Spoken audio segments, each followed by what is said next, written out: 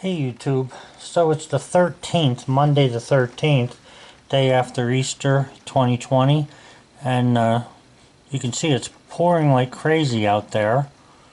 So the thing is it's like 55 degrees today. The crazy thing here is that according to the computer, let me just get it up here, National Weather Service, it says here that it's going to snow Tuesday night into Wednesday, Wednesday night into Thursday, and then Thursday night. That's what it's showing.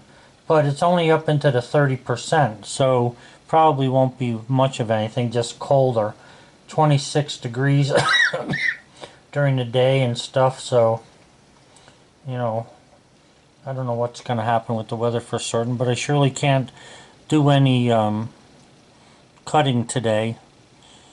But I want to get those, since I got that pile started to be stickered, I may as well build on those piles as the days go on here so that I can get that get the wood out of the kiln, and then I can put these right back in there right away. So anyway, I don't know what kind of weather you guys are having, and I know it's different all over the country, but we usually get a lot of rain in spring, and looks like that's what's happening. I just wish that the cold weather would stop, but it's not going to stop for a couple weeks yet. So anyway, I'll get back to you when I start doing something else here today. If I do, I hope I can. Oh, we got a call to go pick up medicine. I don't want to do that, especially on a rainy day like this. But anyway, I'll be getting back to you in a couple minutes. I don't know if you guys who burn firewood, you know, as your main heat in the house, have the same problem I have with coal. But when the temperature goes above 50 during the day, the fire goes out because there's not enough draft on the coal. So this is when you need more kindling to be able to put on there to get the fire going. And in fact, now that I'm saying that, I'm imagining that burning wood instead of burning coal must be better as far as the temperature goes when it rises, because you'll still have some good heat there to make a good draft in the flue.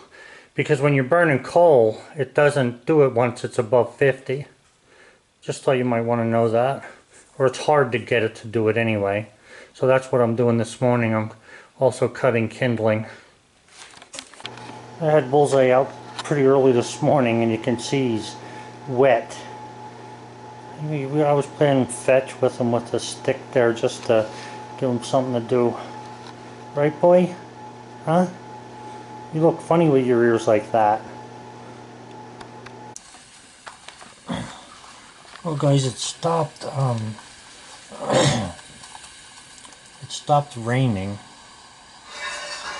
for the moment, but now it's getting very windy. Plus have 70-mile-an-hour winds. I've never seen wind like that here, and if we get that kind of wind, we'll probably lose the internet, and we'll lose our electricity, and we'll probably lose my garage. So I hope it doesn't get quite that high, but you can see it's getting windy out there now. It's just the latest report from the weatherman. Hey YouTube. So anyway, today we had pretty heavy rain this morning and this afternoon, and then the rain left, and now we have heavy winds coming in.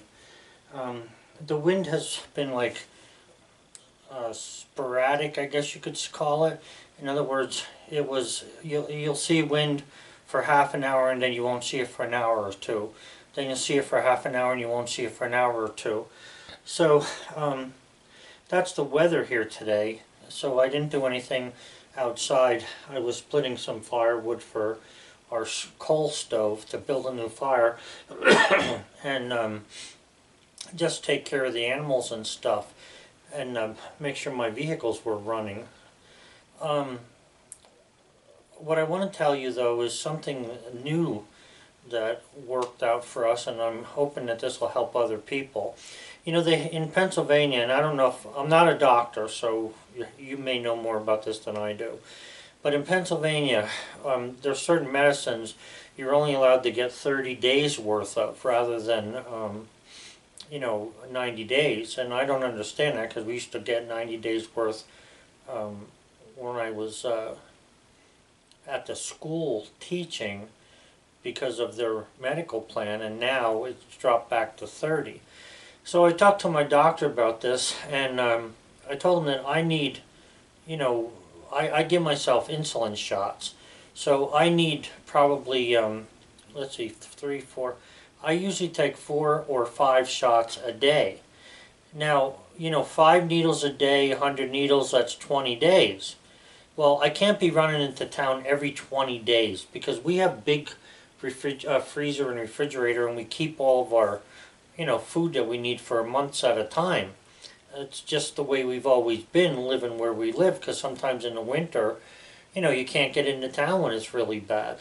So anyway, I called the doctor last week and I asked him about this, and that was actually the advice of some of my subscribers that told me to do that too. And I did, and the doctor told me that he called the pharmacy and told them that they should give me 4 months worth of insulin needles. Well, that was a relief, because some of the other stuff, if I don't have it to take, I just won't take it. I mean, it's that simple. But I need the insulin.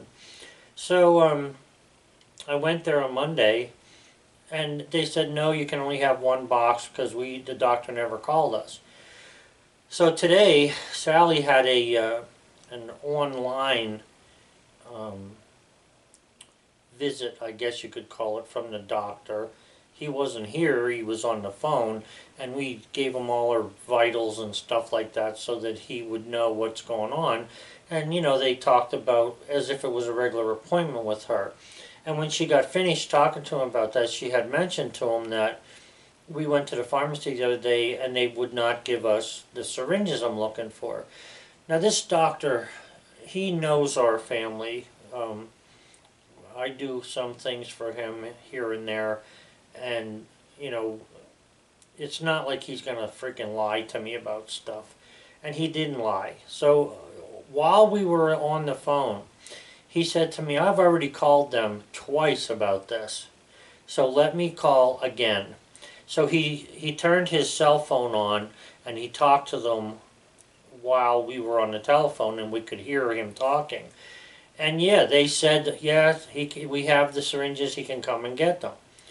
Okay, now I didn't go to get them because the rain was so bad today and stuff, but I'm going to be going to get them. And if this has taken place, this is a good thing, because if this can keep me from going out for 30 days, or 90 days rather, especially to the pharmacy, then, there's a better chance that we won't get this virus that's going around. I mean, right now in Pennsylvania, there's 24,200 cases of it. And even though there's not a lot of cases in our particular county, that doesn't mean you can't get it, or that you don't know who it is. They don't name the people. So it could be the guy that's doing the checkout at the grocery store for all I know, or his brother or his cousin or mother or whatever. So the reason that it concerns me about this virus, and normally I don't get concerned about any kind of sickness, but what concerns me about this is at our age, without having any help from our kids or anybody, to manage what we have, if we both drop dead because of the virus at the house here, what happens with the dog, for instance? I mean, little things like that I worry about. I would like the dog to be taken care of. We don't have any kind of coverage like that, but, being alone. And I found out that it's not just us. There's a whole lot of parents that are in the same boat that I'm in. The thing is you do what you have to do and you do the best you can. But I'm just telling you about the doctor thing because I think that might be something that may be able to help people so that they don't get the virus. So then also, where we're at, like Sally doesn't sew with a sewing machine. She sews by hand, and she's just at the point where she's too old to be doing a lot of this stuff. It takes us all day just to do the work we have to do. So I had ordered some masks a while back from the people that I buy my body parts from and the paint and stuff. And I feel like they're pretty good masks. But I also ordered some because we were using quite a few of them when Carmine was grinding. And I didn't know he was going to leave us. I thought he was going to stay. So I had ordered a bunch of masks that are like a surgical mask. They have lines in them that are pretty good for dust and stuff. And they're also good for this type of thing here with this virus. So when I get them, I still haven't gotten them. But I did order them. But when I get them, then if I get them, then we're going to be able to use that to go into town, you know, when we go shopping and whatever. But anyway, getting off of that, I figured I'd just tell you about that. I have a couple of white ash logs up there, and as soon as this weather turns, now it's supposed to snow. Let me just look at the computer here for a second, because it's supposed to snow a couple of days. Well, I'm not really sure of which days they are. Okay, tomorrow's supposed to be a nice, sunny, cool, high in the 40s only, 41 actually. So if it's sunny tomorrow, I'm probably going to cut this white ash and you'll get a chance to see just how beautiful this stuff really is that I've been cutting, because I'm going to put it on that new stack that I started last week so that I can get that into the kiln when I get the other stuff out. So then the rest of our week, the weather, Tuesday night is supposed to snow, Wednesday night, Thursday night, and Friday. So I don't know what's going to happen. The temperatures are like 26. They go up a little bit during the day, but they're not high enough there to get above freezing where we are. They have to be at least 8 or 10 degrees, 7 to 10 degrees difference, you know, between town and us. And right now I'm looking at the town temps as high as 39, so we won't get above freezing. So anyway, that shouldn't be too bad. It's because there's no snow out there now and everything. So, excuse me, I'm hoping to be able to cut that white ash tomorrow. So I just thought I'd let you know that. Yesterday was Easter, and on the holidays I don't like to do anything. I like to spend time with Sally. We had a really good Easter because she had some homemade bread that she made, and she made ham and all the other things that you go, you know, eggs and stuff like that. But it was just nice between the two of us, and we enjoyed it. So we hope you enjoyed your time as well, if that's what you do. So anyway, that's where we stand at the moment, and that's why I made this video, so you would know what's going to be happening. So tomorrow I should be able to cut a nice, it looks like about a, I don't know, an 18 to 20 inch or bigger white ash log that looks really nice. So hopefully that'll come out good and there shouldn't be any trouble with that, and you'll get a chance to see just how nice this white ash has been. So anyway guys, that's all I have for today. I thank you for watching the videos. Don't forget I have a lot of older videos on there if you need to keep yourself occupied. Wouldn't hurt to look at some of them. I mean, a lot of the videos are, you know, have a lot of good information on them. So, alright guys, that's all. Have a good one. Good night.